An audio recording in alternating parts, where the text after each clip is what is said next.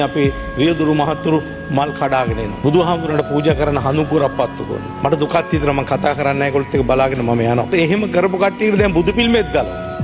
විශේෂයෙන්ම ත්‍රිරෝද රත මල්ලිලා. අපිත් මාලිමාවට කියලා ගහපු උන්ට ගන්න පොලිසිය වල නතර කරලා තිනවා ඕන තරම් බලාගෙන යනකොට. දැන් කොට්ටා හයිවේ එකෙන් දාලා උන්ට ඊයේ මම දැක්කා. පොලිසිය වල තිනවා රත ගාල් කළා. දැන් ත්‍රිරෝද රත මල්ලිලා කොයි තරම් අමාරුද මේ ජීවිතේ ගෙනියන්නේ. රත අලංකාර කරන එකේ භයංකාර තත්ත්වයක් තියෙනවා නම් අනතුරුදායක තත්ත්වයක් තියෙනවා නම් ඒක අයින් කරන්න උපදෙස් දෙන්න ඕන. මේක තමයි ඇත්ත.